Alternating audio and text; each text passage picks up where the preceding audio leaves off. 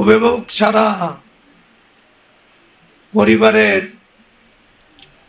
সদস্য যত বাড়ে পরিবারের সমস্যা তত বাড়ে। যদি অভিভাবক না থাকে আর পরিবারের সদস্য সংখ্যা বেশি থাকে তাহলে সমস্যা বাড়ে না কমে? বাড়ে।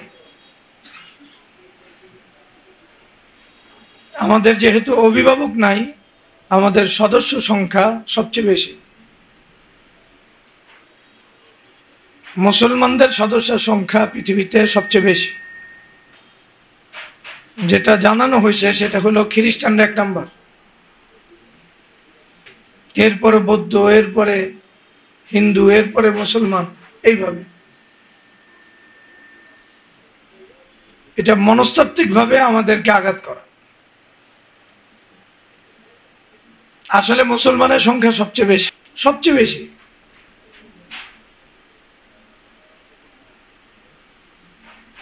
এবং মুসলমান সংখ্যায় বেশি এই কথা মুসলমানরাও একটা আদমশুমারি করে না। কত সংস্থা আছে একটা আদমশুমারি করে দেখায় না যে এদের সংখ্যা বেশি।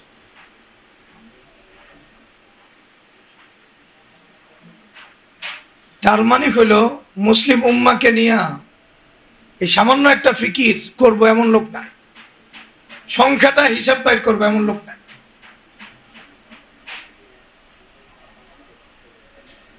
এই আদমশুমারি কারা করে? যাদের সাথে দ্বীন ইসলামের কোনো সম্পর্ক নাই এরা করে। এই প্রশ্নই মুসলমানদের দিলে আসে না যে ইহুদি নাসারা এবং যারা ইহুদি নাসারাদের আদর্শ লালন করে এরা আমাদের দুশমন, এরা ইসলাম আর মুসলমানদের পক্ষ শক্তি না। এদেরকে দুশমন মনে না হইলে এদের দুশমনির ব্যাপারে আমাদের তো খবর থাকার সুযোগ নেই। আগে তো এটা মনে করতে হবে এরা আমাদের কি দুশমন। তো মিডিয়া এবং যারা মিডিয়ার কাছে তথ্য পাচার করে এদের কেউ ইসলাম আর মুসলমানদের প্রতি আন্তরিক না। এরা ইসলাম আর মুসলমানের দুশমন, এই কথা আমাদের মুসলমানরা বোঝে না।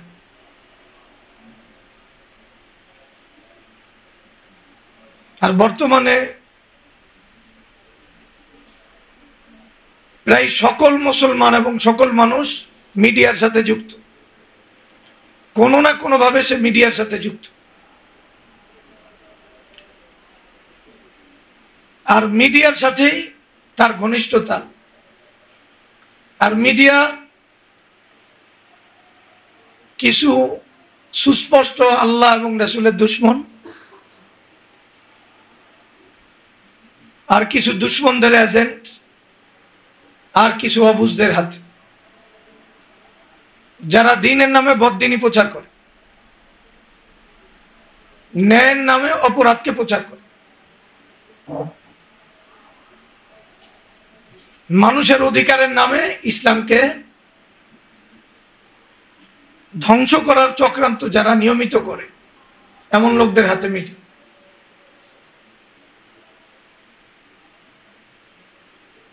বর্তমান পৃথিবীতে মিডিয়া এটা ছোট শক্তি না, অনেক বড় শক্তি। একবারে ব্যক্তিগত মিডিয়া অনেক শক্তিশালী কাজ করে। ব্যক্তি পর্যায়ে যারা বিভিন্ন অনলাইন প্ল্যাটফর্মে কাজ করে এদের কণ্ঠ অনেক শক্তিশালী। কিন্তু এদের ভিতরে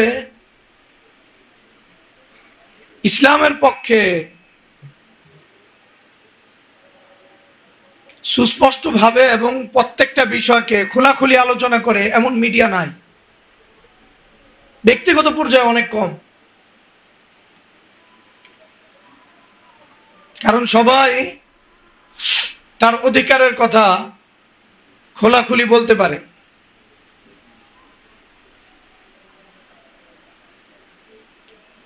কিন্তু ইসলামের কথা খোলাখুলি বলতে পারে না। এটার কারণ হলো মিডিয়া নিজে এটার সমস্যা। যারা খোলাখুলি বলতে চায় এদেরকে মিডিয়ায় কণ্ঠরোধ করে দেয়, কারণ মিডিয়াগুলো আমাদের হাতে না। যখন মিডিয়াগুলো আমাদের হাতে না, তখন আমরা তাদের কাছে বাধ্য তাদের যে রুলস, ওই রুলসকে ফলো করে কথা বলতে। এর বাইরে আমরা কথা বলতে পারি না। কথা বললে এরা আইডিগুলো শেষ করে দেয়, ভিডিওগুলো ডিলিট করে দেয়, এরপরে পরিপূর্ণভাবে বাদ দিয়ে দেয়। যাই হোক, যেই কথা বলতেছিলাম, আমরা যারা মুসলমান, আমাদের মিডিয়ার সাথে যেই সম্পৃক্ততা, এই সম্পৃক্ততা এত ঘনিষ্ঠ পর্যায়ের যে আমরা জানি এই মিডিয়াগুলো আমাদের দুশ্মন। মিডিয়া যারা চালায় তারা আমাদের দুশ্মন, মিডিয়ার মালিকগুলো আমাদের দুশ্মন। তারপরও এদের কথার উপর আমাদের পূর্ণ আস্থা, আমাদের দিলে সন্দেহ আসেন এদের তথ্যের ভিত্তিতে আমরা সবকিছু বিচার করি। অথচ ইসলামের দুশ্মনী সবচেয়ে বেশি বর্তমানে মিডিয়ার দ্বারাই হয়। যে যাই করুক, মিডিয়া এই বিষয়টাকে সবার সামনে যেইভাবে মানুষ ওটাকে গ্রহণ করতে পারে ওইভাবে ওটাকে পেশ করে। যে কোনো খারাপ জিনিসটাকে ভালো হিসাবে পেশ করে, ইসলাম বিরোধী বিষয়কে ইসলামের পক্ষে পেশ করে, এমনকি সুস্পষ্ট কুফরি বিষয়কেও মিডিয়ার বদৌলতে মানুষের সামনে এই যুগের ইমানদারদের দায়িত্ব হিসাবে আনা হয়। একবারে সুস্পষ্ট কুফরি বিষয়। আর মিডিয়ার মাধ্যমে এগুলো করার জন্যই মিডিয়া আসলে সুযোগ দেয়। যেমন মনে করেন, গণতন্ত্রকে হালাল করা। কাকে হালাল করা? একটা হলো গণতন্ত্রকে একদল কুফরি মানে, কাবায়ের মানে, অপরাধ মানে, তারপরও মনে করে এটা মাজবুরি। এটা একটা লেভেল, কিন্তু এই লেভেলে এখন আর নাই, লেভেল আরো আগে গেছে। এখন কোরআনের আয়াত দিয়া এবং সাহাবাদের আমল দিয়া প্রমাণ করা হয় না এটা গণতন্ত্র শরীয়তে স্বীকৃত একটা বিষয়। অথচ জানে যে যারা গণতন্ত্র আবিষ্কার করছে, বিশেষ করে আধুনিক গণতন্ত্র যারা আবিষ্কার করছে, এরা কোরআন হাদিসের বৈধতা অবৈধতা সামনে রেখে করছে। ভাবখানা এমন যারা আবিষ্কার করছে, এরা কোরআন সুন্নাহকে সামনে রাখা এরপরে গণতন্ত্র আবিষ্কার করছে। বাকি ওরা কোরআন সুন্নাহ জানতো না, এজন্য আমরা কোরআন সুন্নাহ দিয়া ওদের কথাকে কি করছি, সামনে আনায় দিছি যে আপনি যা করছেন এটা পবিত্র কোরআনের অমুক আয়াত থেকে বোঝা যায়, সাহাবাদের বিশেষ করে খোলাফায়ে রাশিদিনের আমল থেকে বোঝা যায়। আব্রাহাম লিঙ্কন কোরআনের আয়াতের দলিল দিতে পারে নাই, আমরা দিয়ে দিতেছি, এমন একটা ভাব আর কি। তো এই যে বিষয়গুলো যে ডাইরেক্ট সুস্পষ্ট শরীয়ত বিরোধী বিষয়, ওটাকে বৈধ করার জন্য বর্তমানে অনেক বড় বড় সেলিব্রিটি আছে।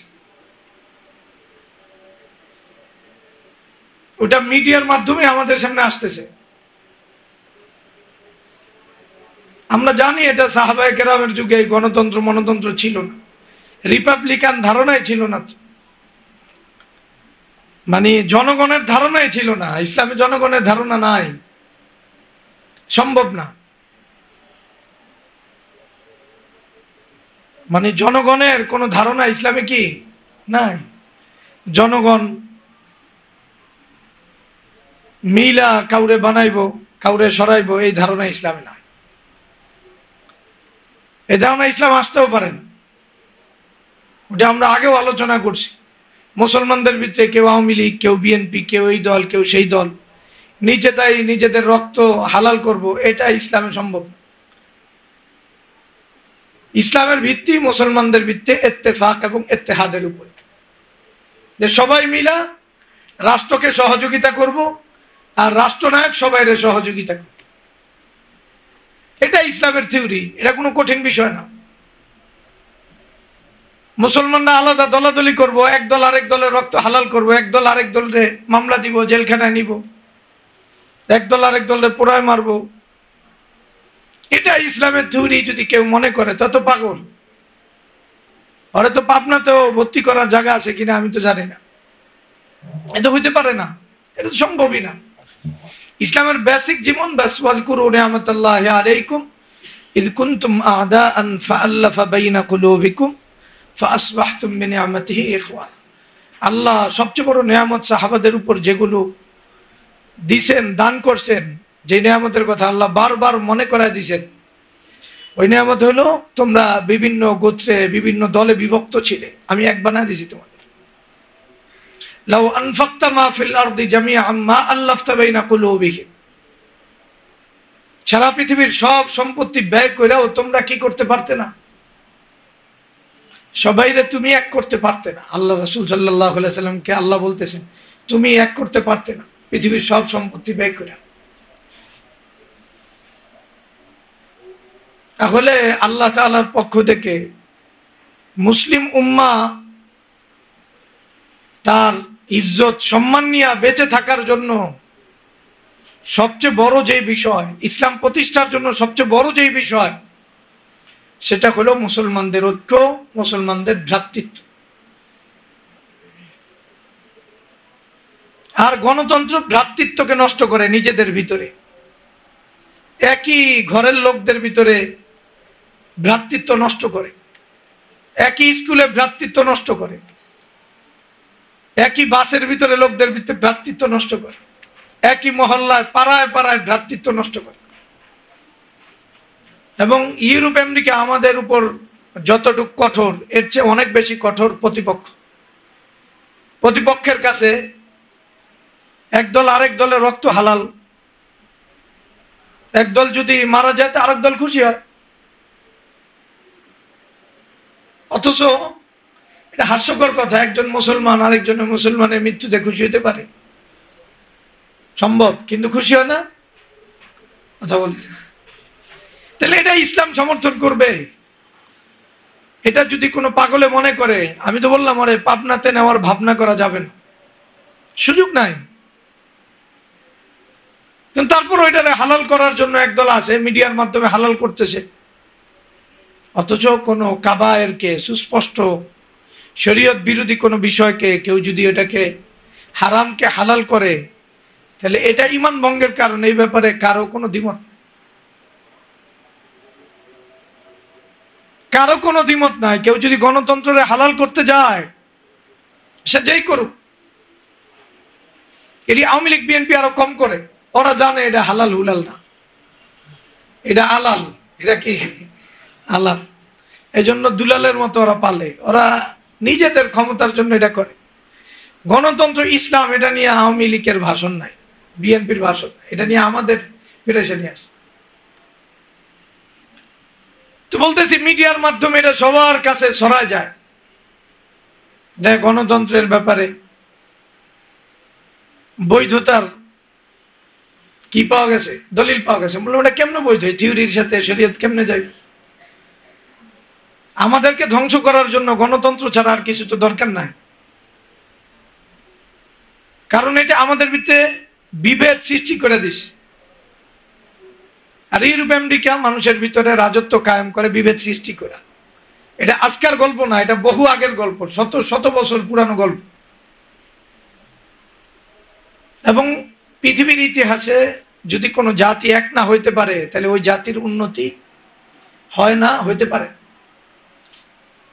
স্বেচ্ছায় হোক অথবা অনিচ্ছায় হোক, কোনো জাতি যদি এক হতে পারে তাহলে ওই জাতির দ্বারা কাজ হয়। যাই হোক, আমরা ওই আদমশুমারি থেকে কথা বলতেছিলাম যে আমাদের একটা আদমশুমারিও করা হয় নাই যারা ইসলামকে ভালোবাসে মুসলমানদের কথা। এটা সম্ভবই না। খ্রিস্টানদের কোনো ধর্মই নাই। ওরা কিছু লোক হইতে পারে খ্রিস্টান, কিন্তু অধিকাংশ ধর্মের সাথে এদের জীবনের কোনো যোগসূত্র নাই, আবেগও না, অনুভূতিও না।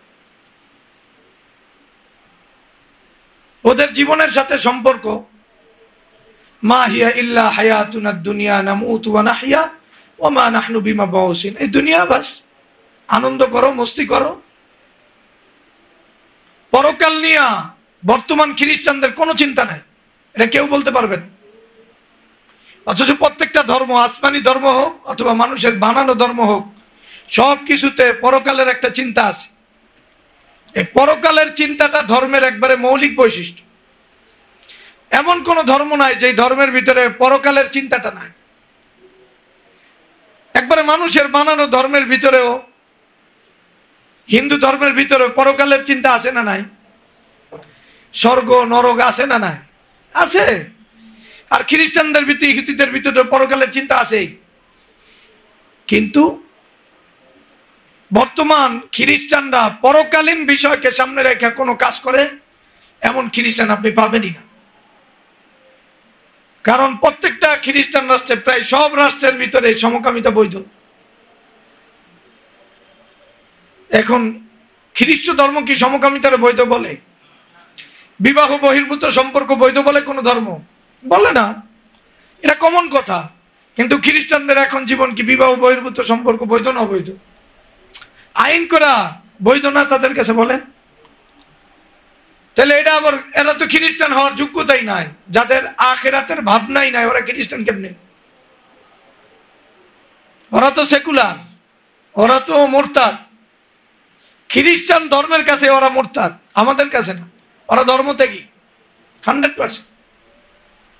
এই 200-300 বছর আগেও খ্রিস্ট ধর্ম তাদের সীমানার বাইরেও ধর্মের চর্চা করছে, একবারে মানুষের জীবনের ক্ষেত্রে ধর্মের প্রভাব রাখছে। গির্জার কথা অনুযায়ী রাষ্ট্র চলতো, আবার রাষ্ট্রের কথা অনুযায়ী গির্জা চলতো। এইভাবে ভাগাভাগি করেই সবকিছু চলছে। তাহলে আপনি এদেরকে তো মানে এক কুঠিও আনতে পারবেন না, খ্রিস্ট ধর্মের লোক পারবেন না। ইহুদিদেরও আখিরাতমুখী চিন্তা ভাবনা নাই তো। ওদের জীবন থেকেও আখিরাত বাদ গেছে। মুসলমানরা অপরাধ করলেও দিনের অনুরাগ আছে, কিছু না কিছু জাহান্নামের ভয় আছে, এমন একটা পার্সেন্টেজ মুসলমান পাওয়া যায়। যদি ইসলাম ধর্ম এবং অন্যান্য ধর্মকেও সামনে রাখা একটা আদমশুমারি তৈরি করা হয়, তাহলে মুসলমানদের যেই কয় পার্সেন্ট পাওয়া যাবে, এর ধারে কাছে অন্য কোনো ধর্মের লোক পাওয়া যাবে না, সম্ভবই না। কারণ আপনি একজনকে মুসলমান হিসাবে কাগজ কলমে উঠাইতে হলে তার আখিরাতের ব্যাপারে তার ভাবনাটা সামনে আনতেই হবে, নাহলে তো আনতে পারবেন। খ্রিস্টান হিসাবে তাকে যদি আপনি খ্রিস্টান বলতে চান, তাহলে আখিরাত মানে কিনা এটা আনতে হবে। ইহুদিদেরকে ওটা মানতে। হিন্দু ধর্মের লোক, ওদেরকেও যদি আপনি বিচার করতে চান, তাহলে ওদের ধর্মের হিসাবেই তো বিচার করতে হবে। কারণ আমি ধর্ম হিসাবে কাউন্ট করলে ধর্মকে বাদ দিয়ে কেমনে কাউন্ট করব? এমন কথা বোঝেন নাই। তার মানে আমাদের হাজার অধপতন সত্ত্বেও যদি ইসলামের বিচারে, আখিরাতের বিচারে সংখ্যা আনা হয়, তাহলে মুসলমানদের সংখ্যা শতগুণ বেড়ে যাবে। এমনও সংখ্যা বেশি, আবার ইসলামকে সামনে রাখা, আখিরাতকে সামনে রাখাও যদি একটা হিসাব করা হয়, তাহলে মুসলমানদেরকে শত শত গুণ বেশি পাওয়া যাবে। কিন্তু আমাদের দুনিয়ার বর্তমান যে অবস্থা বললাম, আমরা অভিভাবক ছাড়া আছি। আর অভিভাবক ছাড়া যদি সংখ্যা বেশি হয়, তাহলে পেরেশানি বাড়ে না কমে? বাড়ে, কমে না। যখন কারো অভিভাবক না থাকে, তখন তাদেরকে বিভিন্ন জন পরামর্শ দেয়, বিভিন্ন জন দেখভাল করে। এখন যারা পরামর্শ দেয়, যারা দেখভাল করে, তো তাদের আদর্শ সে লালন করে। মনে করে আমাদের রোহিঙ্গা মুহাজিরা এই দেশে আসছে না, এদেরকে এনজিওরা পালে, এই সুযোগ করে দেওয়া হয়েছে।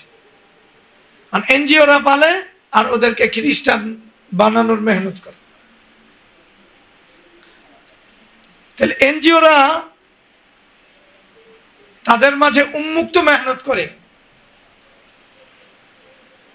কিন্তু মুসলমানদের উন্মুক্ত মেহনত করার সুযোগই নাই, রাষ্ট্রীয় পর্যায়েও নাই, সাধারণ পর্যায়ে অনেক তল্লাশি, অনেক সমস্যা। অথচ যেই লোকগুলো হিজরত করে এই দেশে আসলো, তাদের পালার জিম্মাদারি মুসলমানদের কি মুসলমানদের না? আপনি একটু আনসারদের সাথে মিলায় দেন জীবন। মুহাজিররা যেইভাবে মক্কা থেকে হিজরত করে আসছে, এর চেয়ে অনেক করুণ হিসাবে আমাদের মায়ানমারের ভাই বোনরা আসে নাই? বলেন না? সাহাবারা যেইভাবে হিজরত করছেন ওই যুগে, ওই হিজরতের চেয়ে মায়ানমারের যেই আমাদের ভাই বোনরা হিজরত করছেন, কোনটা বেশি কষ্টকর বলেন? মায়ানমারের হিজরত কি কম কষ্টকর না বেশি কষ্টকর? অনেক বেশি। তাদের সাথে যেই ধরনের নির্যাতন করা হয়েছে এবং আচরণ করা হয়েছে, মুহাজিরদের সাথে এই ধরনের আচরণ করা হয়। তাহলে একদিক থেকে মুহাজির সাহাবাদের চেয়েও তারা বেশি অসহায়।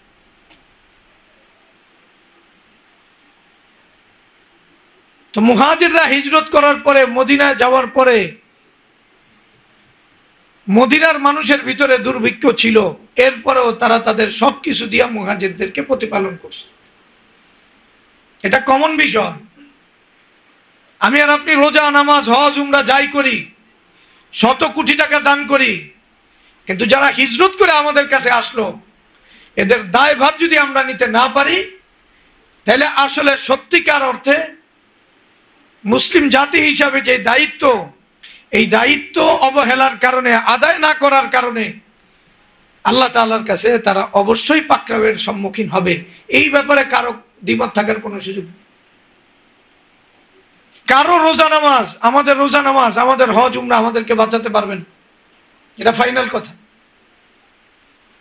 এই অনুভূতি নাই যে যারা হিজরত করে আসছে, আমার জীবনের চেয়ে আমার কাছে তার জীবনের দাম বেশি থাকতে হবে, আমার সন্তানের চেয়েও তাদের ব্যাপারে আমার খোঁজ খবর বেশি থাকতে হবে, আমার পরিবারের চেয়েও তার ব্যাপারে খোঁজ খবর বেশি থাকতে হবে, এবং তাদের দিন, ইমান, দুনিয়া, এই সবগুলো বিষয়ের দায়িত্ব এই উম্মতে মুসলিমা যাদের কাছে তারা আশ্রয় নিছে তাদের সবার আগে নিতে হবে, সবার আগে নিতে হবে। এই যে অনুভূতি, এটা মুসলমানদের ভিতরে নাই, বা মনে করা দেওয়ার মতো অভিভাবক নাই। তো অভিভাবক না থাকার কারণে এখন এদের অভিভাবক এনজিওরা। যদি মুসলমানরা তাদের অভিভাবকত্ব পালন করত, তাদেরকে নিজেদের সাথে আশ্রয় দিত, নিজেদের ঘরে তাদেরকে আশ্রয় দিত, এবং নিজেদের পরিবারের মতো তাদেরকে জায়গা দিত, তাদেরকে দ্বীন ঈমান শিখাইতো, তাইলে এই জাতির মুক্তির জন্য আর কিছু দরকার ছিল।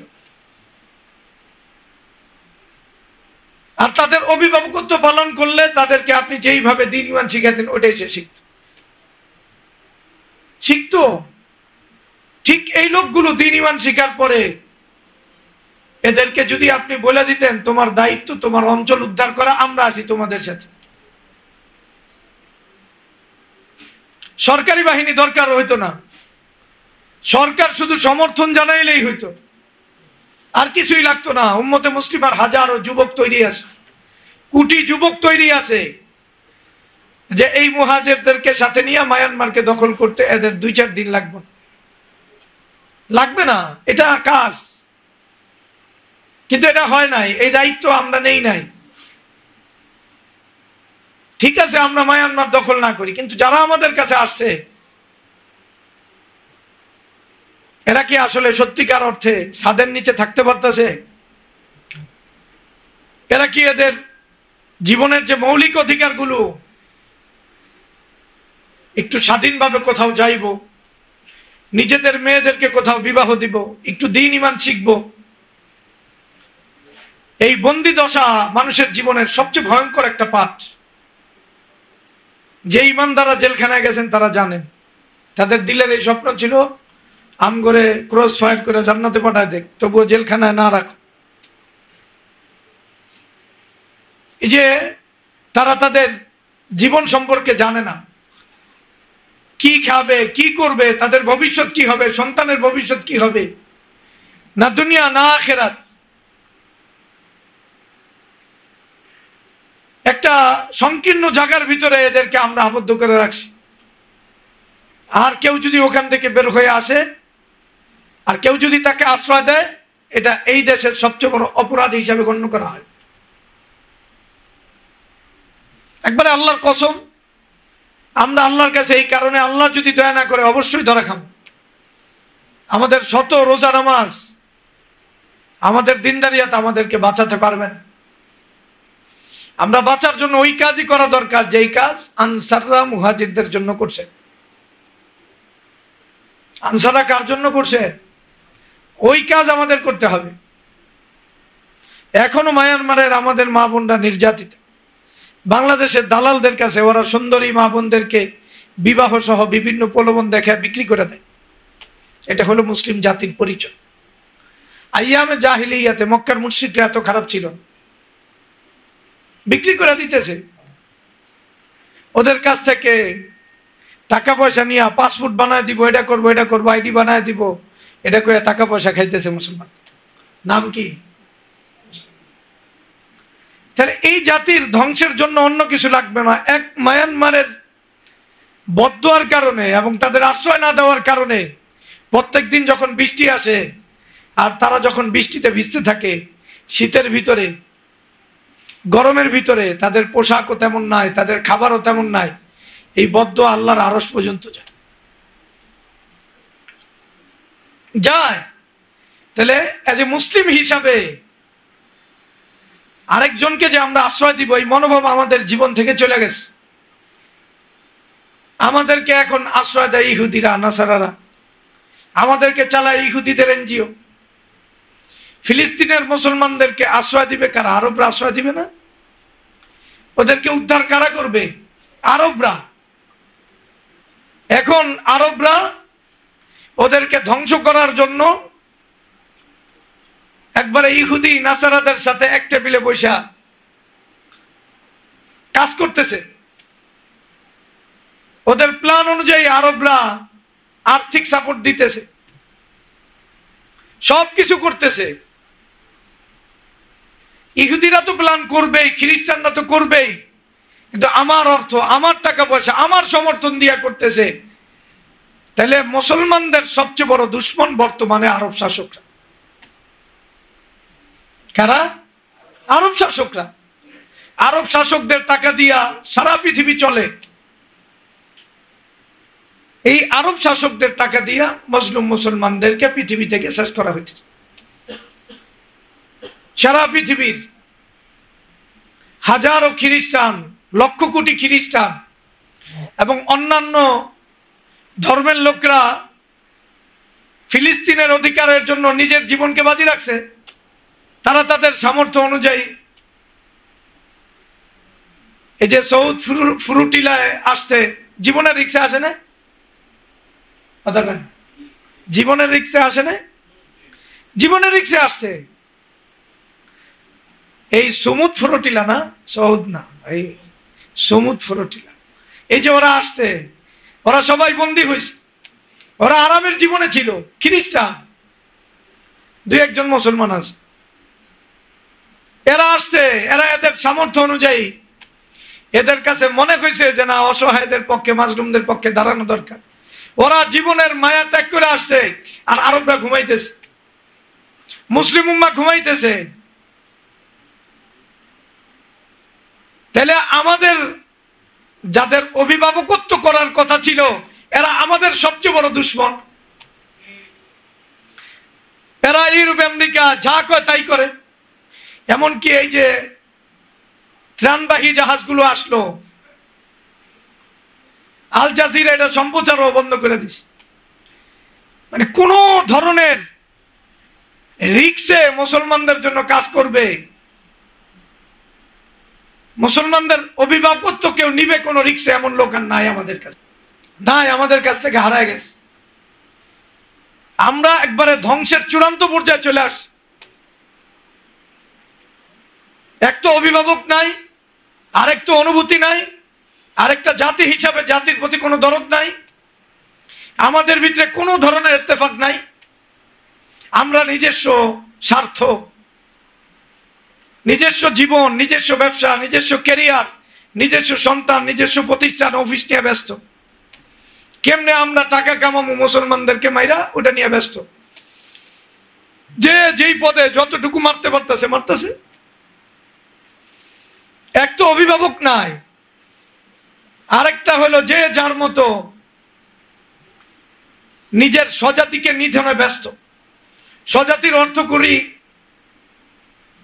শিক্ষা এবং আরো বিভিন্ন মাধ্যমে তারা কেমনে হাতড়ায় নিব, চান্দার মাধ্যমে। যারা যেই পোস্টে আমরা বসাইতেছি আমাদেরকে মেরে খাইতেছে, নিরাপত্তা কর্মীরা খাইতেছে, সেনাবাহিনী খাইতেছে, সচিবরা খাইতেছে, নেতারা খাইতেছে। এটা গণতন্ত্রের সবচেয়ে বড় অভিশাপ। মানে একটা জাতি যখন দিন ইমান ছাড়ায়, তখন আল্লাহ তাআলা তারকে মানুষের এমন দাস বানাতে সে জানেও না। গণতন্ত্র তো দাস প্রথা, এটা আপনি বুঝেন না কেন? ধনসন্ত এমন দাস প্রথা, যেই দাস প্রথার লোকরা নিজেরে মনে করে ওরা বাদশা, কিন্তু আসলে দাস। আমার টাকা দিয়া পুলিশের বড় বড় অফিসার, আমরা ওরে স্যার কই, টাকা দিছে কে? আমি ফ্যাসিলিটি দিতেছি, আর ওই আমার উপর ছুরি ঘুরাইতেছে, আমার টাকা খেয়া পড়তেছে, আমার টাকায় চাকরি করতেছে, আবার আমি ওরে স্যার কইতেছি। বিচারকদেরকে স্যার কইতেছি, নেতাদেরকে স্যার কইতেছি, এরা সবাই আমার টাকায় বড় হইতেছে, আর আমি ওদেরকে স্যার মানার ভিতরে জীবনের সফলতা খুঁজে নিছি। এটাই আল্লাহ তাআলা মানুষকে মানুষের দাসত্বে জড়ায় দিছে। আল্লাহর দাসত্ব কেউ যদি না করে, তাকে আল্লাহ মানুষের দাসত্ব এমন ভাবে জড়ায় দিছে, আমার টাকা খাইবো, আমার চান্দা খাইবো, আমারটা নিয়ে পড়বো, আমারটা দিয়ে চাকরি করবো, ওই মরার পরও আমার টাকা খাইবো। এরপরও ওই হইলো বাংলাদেশের অনেক বড় কিছু, আমলারা অনেক কিছু, যারা অফিসার ওরা অনেক কিছু। এই সাধারণ আমি তো একবারে সাধারণই আছি, আমার টাকা দিয়ে ওরা অসাধারণ হয়েছে। তাহলে গণতন্ত্র এমন এক সিস্টেম, এই সিস্টেমে যারা সাধারণ, এদের টাকা দিয়ে আরেক দলকে কি করা হয়েছে? রাজত্বের আসনে, রবের আসনে বসানো হয়েছে। এবং এরা যেই আসনগুলোতে আছে, একবারে বাস্তব জীবনে মানুষ আল্লাহকে যেই লেভেলে মানে, নেতাকে এর চেয়ে বড় লেভেলেই মানে, পুলিশ অফিসারকে এর চেয়ে বড় লেভেলে মানে না, দলকে ওই লেভেলে মানে, বিচারককে ওই লেভেলে মানে। কারণ যারা বিচারকের সামনে দাঁড়ায়, তারা বিচারকদের সর্বোচ্চ সম্মান করে কি করে না? ধরে নিলাম এই বিচার ব্যবস্থা এবং বিচারকেরা কাবায়েরে আসক্ত। কিসে আসক্ত? কাবায়েরে আসক্ত। এই ব্যাপারে কারো কোনো দ্বিমত নাই যে অন্তত পক্ষে ওরা কবিরা গুনায় জড়িত। একজন কবিরা গুনাহ করতেছে নিয়মিত, আর আমি ওর সবচেয়ে ইজ্জত দিতেছি, ওর ফয়সালা চূড়ান্ত ফয়সালা মনে করতেছি, ওইভাবে ইউর অনার করে আমি দাঁড়াইতেছি। তাহলে একজন মানুষ সর্বোচ্চ গুনাহ জড়িত হওয়ার পরে আমি তাকে সর্বোচ্চ সম্মান দিছি, রবের জায়গায় তাকে রাখছি, তাহলে আমার ইমানের কি দশা ভাই? এটা কি দাসত্ব না? আপনাদের কি এটা মনে হয় না? আমরা তো কোর্টে আরো বিভিন্ন জায়গায় দেখলে রাগ ওঠে, দিল জ্বলতে থাকে। আমার টাকা খাইয়া তুই এত ভাব দেখাস কেন? তোর কাপড় চুপড়ও তো আমার টাকায়, তুই যে পোশাক পরছস, তোর পোশাক তো খুলে ফেলানো দরকার, তোর উলঙ্গ করে ঘুরানো দরকার। এই পোশাক তো আমার, তুই বাহাদুরি করে করস। এই পোশাকটা কার পরছস তুই? এই গাড়িটা কার? গাড়িগুলি কার? তোর জীবনের রক্ত মাংস কার? আমার। তুই আবার বাহাদুরি করস। এই অনুভূতি জাগে না কেন? যখন বান্দা আল্লাহর দাসত্ব ছেড়ে দেয়, তখন আল্লাহ বান্দাকে হাজার লক্ষ কোটি মানুষের দাস বানায় দেয়। এটা আল্লাহর নিজাম। এটাই বান্দার সাজার জন্য যথেষ্ট। তাহলে আমরা জজ ব্যারিস্টার সব আমরাই বানাইতেছি, আমরাই ওদেরকে পূজা করতেছি। এই সিস্টেমের অধীনে আমরা কেউ এমপি মন্ত্রী বানাই, ওরে স্যালুট দেয়, ওর লগে মুসাফা করি, আর ওই আমারটা খায়, আর আমি ওর দাসত্ব করি। ওই নেতারে আল্লাহর বিরুদ্ধে যায় আমরা নেতারে মানতেছি। যারা আওয়ামী লীগ করে, আওয়ামী লীগের নেতারে আল্লাহর চেয়ে উপরে মানে 100% মানে বাস্তব জীবনে। যারা বিএনপি করে, বিএনপির নেতাকে কিসের উপরে মানে? কোরআন সুন্নাহর বাইরে যায় মানে। কোরআন সুন্নাহর বাইরে যদি নেতা কোনো কথা বলে, নেতার পূজা যাওয়ার অধিকার এটা আছে। নেতাও কোরআন সুন্নাহর ধারধারি না, ঘোষণা দিয়া কোরআন সুন্নাহ বাদ দেয়, আর আমরাও নেতার লাগে যাই, যেতে থাকি। এখন আওয়ামী লীগ বিএনপির যাতায়াত দেখে এখন অন্যান্য ইসলামী দলগুলো যাতায়াত শুরু করছে। খারাপ কি? এটা তো এমনই, গণতন্ত্র এমন, আপনার কাছ থেকে সব নিবে, আপনাকে মানে বিভিন্ন আশা দিয়ে সব নিবে, কিন্তু আপনাকে কিছু দিবে না। ফাইনাল কথা, ওই আপনার কাছ থেকে সব নিবে, কিছু দিবে না। একবারে ইসলামী নাম, ইসলামী শাসনতন্ত্র থাকতে পারবো না, এটা তো গণতন্ত্র। আবার ইসলামী শাসনতন্ত্র, আচ্ছা এটা বাদ দিই, তার শাসনতন্ত্র বাদ। তা আপনার তো আগেই খালি করে দিছে কাপড় চোপড়। আল্লাহর আইন চায়, এটা তো বাদ দিছে। আল্লাহর আইন আর জনগণ আইন মিলে না। এই গণতন্ত্র আল্লাহরা ঠিকই বোঝে, এজন্য আল্লাহর আইন এটা আপনাদের জায়গা থেকে বাদ দিতে হবে। তা আমরা এটা কি করব? কখন এটা দিলের ভিতরে রেখে দিব কোন জায়গায়। আর গণতন্ত্রের থিওরিটা এটা এখন ওপেন আইব, আর এটা দিলের ভিতরে থেকে যাবে। আল্লাহর আইন কোন জায়গায় ঢুকবো? দিলের ভিতরে। ইসলাম দিলের ভিতরে ঢুকা দিছে এইভাবে। আর গণতন্ত্রে কাগজে কলমে সব জায়গায় প্রতিষ্ঠিত করে দিছে। এরপরও এটার কুফরির ব্যাপারে আমার দিলের ভিতরে কোনো পেরেশানি। যাই হোক, আমি এই আসলে এই আলোচনা এমনি ভূমিকা হিসাবে বলতেছিলাম। আমাদের কোনো অভিভাবক না, আমাদের অভিভাবক ইউরোপ আমেরিকা, আমাদের অভিভাবক জাতিসংঘ, আমাদের অভিভাবক আওয়ামী লীগের নেতারা, বিএনপির নেতারা, আমাদের অভিভাবক জজ ব্যারিস্টাররা, আমাদের অভিভাবক যারা, এরা সবাই চোর। এই ব্যাপারে কারো কোনো দ্বিমত নাই। সবাই জাতির প্রতি আগ্রাসী, জাতির টাকা খাওয়াকে বৈধ মনে করে। আবার জাতির কাছে বলে আমি তোমাদের জন্য এই কাজ করছি, এই কাজ করছি। জাতীয় মাইনা নেয়, হ্যাঁ আমাদের মানে নেতা এই কাজ করিয়াছেন, কোত্থেকে টাকা পাইলেন? এটা চিন্তা করি নাই। হ্যাঁ হুজুর, এটা তো চিন্তা করি। টাকার কত পার্সেন্ট হয় মারছে, এটাও তো হিসাব করেন না। এটা হলো আল্লাহকে ছাড়ার পরিণতি। যাই হোক, আমি যেটা বলতেছি সেটা হলো আমাদের কোনো অভিভাবক নাই, এবং আমরা শত দলে বিভক্ত। আমরা আমাদের জাতির প্রতি যেই পরিমাণ আগ্রাসী, আমরা আমার জাতির প্রতি যেই পরিমাণ অবহেলা করি, পৃথিবীর কোনো জাতি তার জাতির প্রতি অবহেলা করে না। পৃথিবীর কোনো নেতা, মুসলিম নেতারা যেই পরিমাণ বর্তমানে মুসলমানদের সাথে গাদ্দারি করে, পৃথিবীর কোনো নেতা তাদের জাতির সাথে ওই পরিমাণ গাদ্দারি করে না। খ্রিস্টানদের নেতারা খ্রিস্টানদের সাথে গাদ্দারি করে না, ইহুদি নেতারা ইহুদিদের সাথে গাদ্দারি করে না, হিন্দু নেতারা, মোদির এত গালাগালি আমরা করি, মোদি হিন্দুদের সাথে তো গাদ্দারি করে না, করে না তো। মোদি তো হিন্দুদের পক্ষে, হিন্দুদের সমস্যা না হইলেও কথা বলে। ট্রাম্প কথা বলে, পৃথিবীর সব খ্রিস্টানরা কথা বলে। এমনকি মুসলমান নেতারাও খ্রিস্টানদের পক্ষে, হিন্দুদের পক্ষে কথা বলে। তাহকিক করার আগেই, জানার আগেই কোনো আক্রমণ হয়েছে হিন্দুদের জায়গায়, করছে হিন্দুরা, একবারে ইসলামী নেতা কব না, সংখ্যালঘুদের কি করা যাবে না, নির্যাতন করা যাবে না। আসলে নির্যাতন এটা সাজাইছে সংখ্যালঘুরা নিজেই, কিন্তু ইসলামী নেতা তার পক্ষে সরব হয়েছে। আর মুসলমানদেরকে নির্যাতন করতেছে, মুসলমানদেরকে ধর্ষণ করতেছে, আর মুসলিম নেতারা ওই সময় সব খামোশ হয়ে গেছে। এরা মুসলিম নেতা হওয়ার যোগ্য না, এরা অযোগ্য, এরা হিন্দুদের নেতা, এই ব্যাপারে কোনো সন্দেহ নেই। এরা হিন্দুদের জন্য সরব, খ্রিস্টানদের জন্য সরব, সব সহাবস্থানের জন্য সরব। কিন্তু মুসলিম নারীরা ধর্ষিতা হলে, মুসলিম বাচ্চারা ধর্ষিতা হলে, আলেম ওলামা দিনদার আক্রান্ত হলে, ইসলাম আক্রান্ত হলে এদের কুলু পাইটা থাকে। এরা আসলে হিন্দুদের সাথে কিয়ামতের দিন উঠবে, এরা মুসলমানদের সাথে উঠার যোগ্য না। এই কথা মনে রাখতে হবে। তাহলে আমাদের নেতৃত্ব সবচেয়ে বড় গাদ্দারি করতেছে আমাদের সাথে, ইসলামের সাথে, উম্মতে মুসলিমার সাথে, অসহায় মুসলমানদের সাথে, ইসলামের বিধিবিধানের সাথে, ইসলামের বোরকার সাথে। আমাদের যেই নেতা, এরা আমাদের পাশে দাঁড়ায় নাই, ইসলামের পাশে দাঁড়ায় নাই, আওয়ামী লীগও দাঁড়ায় নাই মুসলমানদের জন্য বিএনপিও দাঁড়ায় নাই, অন্যান্য ইসলামী দলও ওইভাবে সরব না ইসলামের জন্য, অথচ আমাদের দাঁড়ানো দরকার ইসলাম আর মুসলমানের জন্য। দেখি নাই আমি আমার ইতিহাসে বাংলাদেশে ইসলামের জন্য আওয়ামী লীগ বিএনপি মানে ইসলামের গায়ে আঘাত লাগছে, রাসূলের গায়ে আঘাত লাগছে, ওদেরকে প্রোটেকশন দিছে, ওদের পক্ষে দাঁড়াইছে, কিন্তু মুসলমানের পক্ষে কখনোই দাঁড়ায়। গুলি করছে মুসলমানদেরকে পুলিশ, মুসলমান গুলি করছে কারে? রাসূলুল্লাহ সাল্লাল্লাহু আলাইহি সাল্লামকে গালি দিছে, ওই বেথানিয়া মাঠে নামছে, পুলিশ মনে করছে আমার বসকে ওই লেভেলে মানতে হয় যে ওরে গুলি করতে হবে, আবার কেউ স্বেচ্ছায় গুলি করছে অসহায় মুসলমানদের গায়ে। তাহলে যারে আমি খাওয়াইলাম, পড়াইলাম, নেতা বানাইলাম, ওই আমার বুকে গুলি করে, কি অপরাধে? আমি রাসূলের মহব্বত কেন লালন করি। এরপরে ওই পুলিশ নিজের মুসলমান মনে করে, যেই পুলিশ ওয়ার্ডার দিছে ওই নিজের মুসলমান মনে করে, যেই দল ক্ষমতায় এই খবিশগুলো নিজের মুসলমান মনে করে।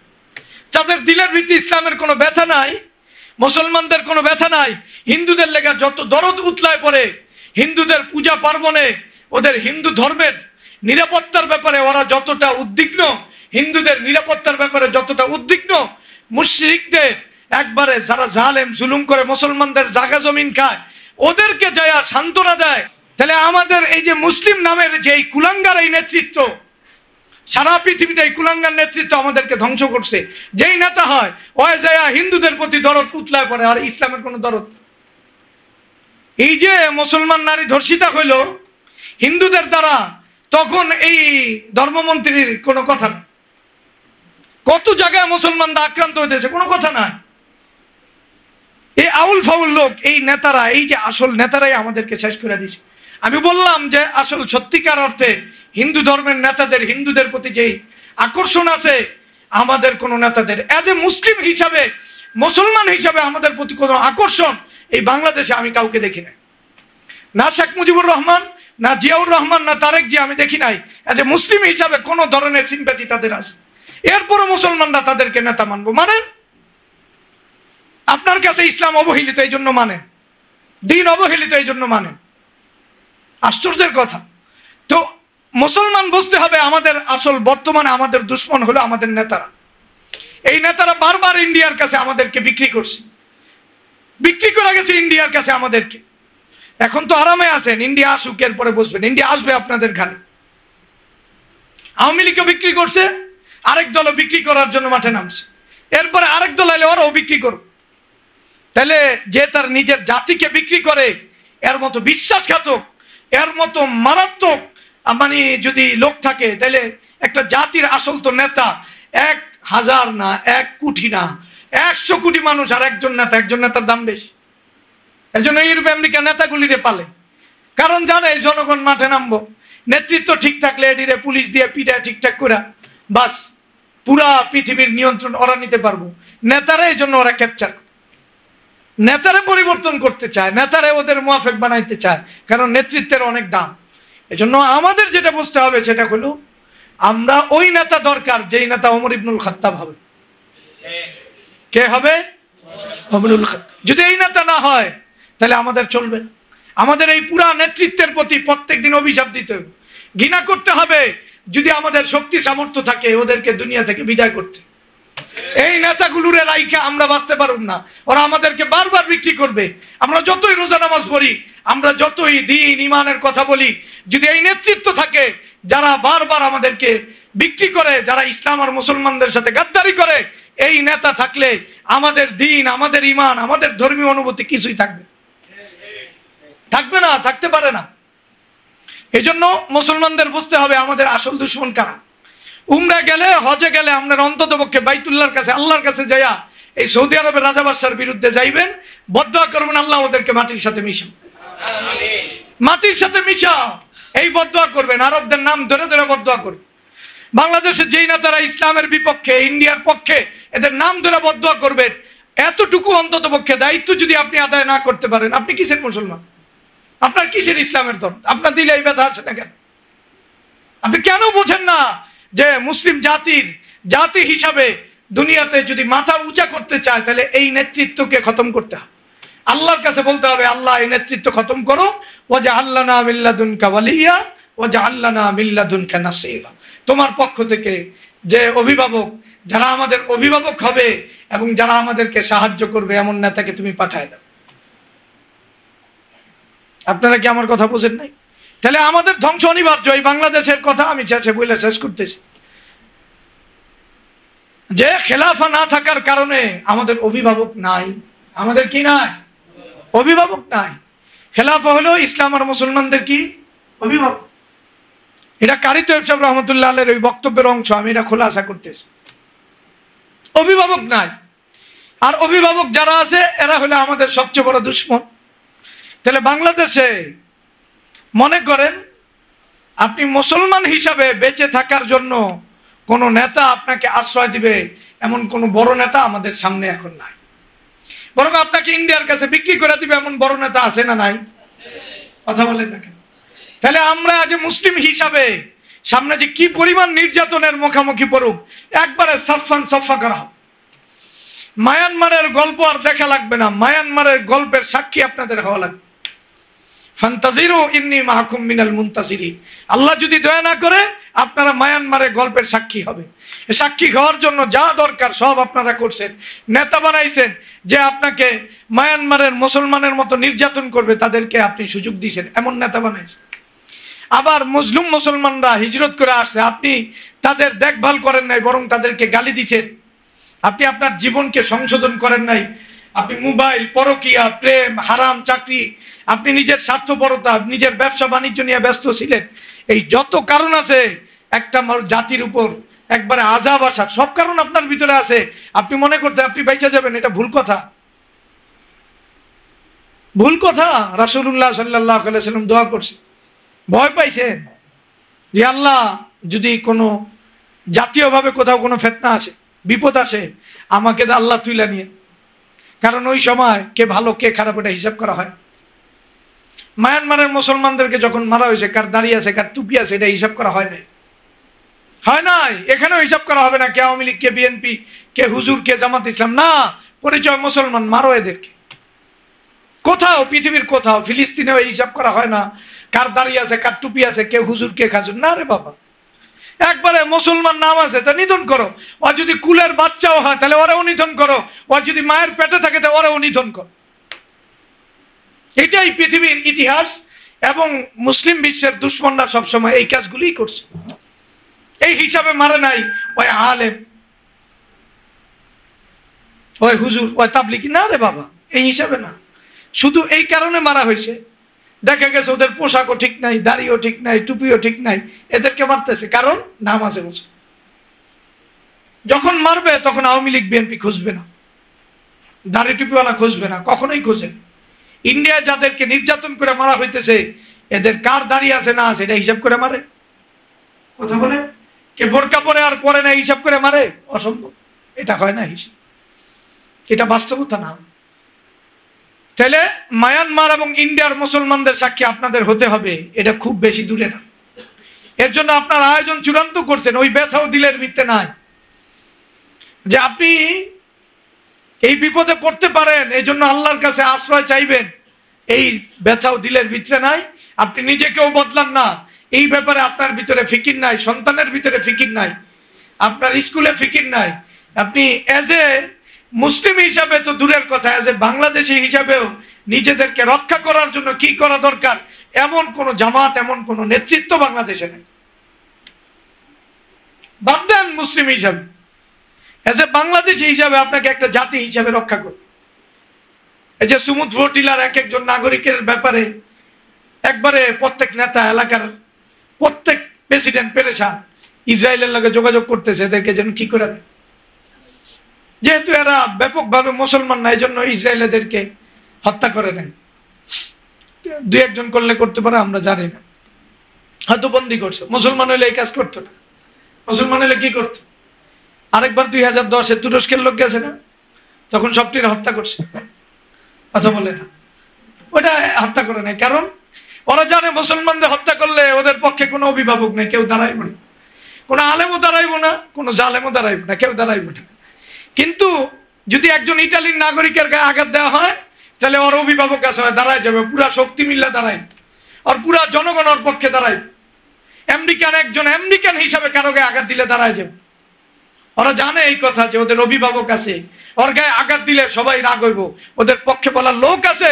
কিন্তু মুসলমানদের মারলে, ওদের বাচ্চাদের মারলে, বুড়াদের মারলে, ধর্ষণ করে বীরত্বের খেতাব পাইলে মুসলিম যারা নেতা ওরা আরো এটার ব্যাপারে সাধুবাদ, আরো টাকা পয়সা দিব, আপনি কয়জনের লাগে কয়জনের ধর্ষণ করছেন আরো টাকা দিয়ে দেয়, আপনি আসেন মধ্যপ্রাচ্যে, আরো নিজেদের নারীদেরকে উলঙ্গ করে ট্রাম্পের কাছে পেশ করব। আল্লাহ এই জাতিটা ধ্বংস করবে। আমাদের এই নেতা আছে যারা আমাদেরকে এইভাবে উলঙ্গ করে আমাদেরকে খ্রিস্টানদের কাছে পেশ করবে, হোটেলে আমাদেরকে বিক্রি করবে খ্রিস্টানদের কাছে, হোটেলে মদের আয়োজন করবে আরবের শাসকরা।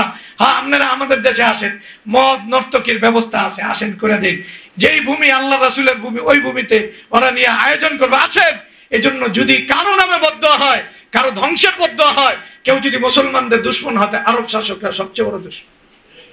বাংলাদেশের যারা নেতা মুসলিম পরিচয় দানকারী, এরাই এই জাতির এবং মুসলমানদের সবচেয়ে বড় দুশমন।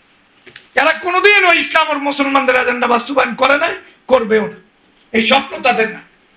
বরং যারা ইসলাম আর মুসলমানদের কথা বলে এদের গালি দিয়ে ক্ষমতায় উঠতে চায়, এদেরকে মৌলবাদ করে ক্ষমতায় উঠতে চায়, এরপরও যাদের এদের প্রতি পীড়িত, আল্লাহর কসম এরা ইসলামের ভিতরে থাকার সুযোগ নেই, নাই সুযোগ না। এরা কেমনে থাকবে ইসলামের ভিতরে?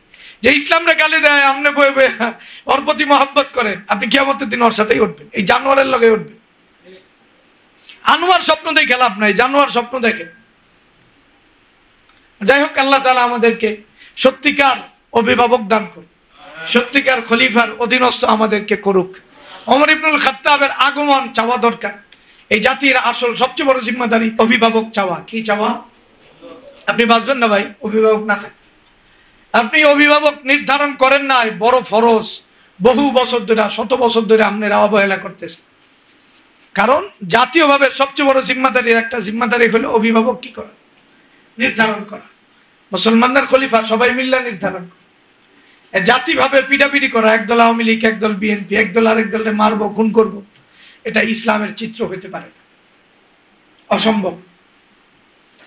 আল্লাহ আমাদেরকে দ্বীনের সহি বুঝ দান করুন। যারা আমাদের অভিভাবকত্ব করবে এমন দান করুন। আহা, পেরেশানি লাগে। রাশিয়ার অভিভাবক আছে, দেখেন কত মারাত্মক যুদ্ধ হইতেছে একবারে ইউরোপ আমেরিকার সাথে, সে ঠিক আছে। পুরা রাশিয়াবাসী নিয়ে সে ঠিক আছে। চীনের অভিভাবক আছে, শি জিনপিং আছে, কি আছে? হ্যাঁ, এই নেতৃত্ব চীনকে কত উপরে নিয়ে গেছে। আমেরিকার নেতৃত্ব আমেরিকাকে কোথায় নিছে? আর মুসলমান নেতৃত্ব না থাকার কারণে, ধ্বংস হওয়ার কারণে, মুসলমানদের সব অর্থকরী থাকার পরেও অ্যাজ এ মুসলিম হিসাবে মুসলমানদের পৃথিবীতে কোনো অধিকার নাই। সংখ্যার অভাব নাই, অর্থের অভাব নাই, এবং সোলজারেরও অভাব নাই। জীবন দিতে চায় এমন কোটি কোটি মুসলমান যুবক আছে, কিন্তু অভাব যেই জায়গায়, ওই জায়গায় হইল একজন অভিভাবক নাই যে তাদেরকে আঁকলে ধরবে, যে তাদেরকে নিয়ে চলবে, তাদেরকে ডানার ভিতরে ছায়া দিবে। ওয়াকফিজলাহুমা জানা হাজ্জুল্লি মিনার রহমা, এই লোক না। ওয়াজআলনা মিন লাদুনকা ওয়ালিয়া ওয়াজআলনা মিন লাদুনকা নাসির। মনে থাকবো ভাই, নচেত কোনো কিছু আপনাকে উদ্ধার করতে পারবে না, আপনার অভিভাবক লাগবে। এই অভিভাবকের নাম হইল খলিফা। এই নাম কি? আল্লাহ তুমি আমাদেরকে দ্বীনের সহি বুঝ দান করো, আমাদেরকে মাফ করে দাও, আমাদেরকে ফিতনাগ্রস্ত করো। মায়ানমারের ঘটনা আমাদের ভিতরে ঘটায়, আল্লাহ তুমি আমাদেরকে হেফাজত করো, এই জাতিকে হেফাজত করো, শিরিক আর মুশরিক থেকে হেফাজত করো, এবং যারা ইসলামকে চায় না এমন নেতৃত্ব থেকে এই জাতিকে আল্লাহ তুমি হেফাজত করো।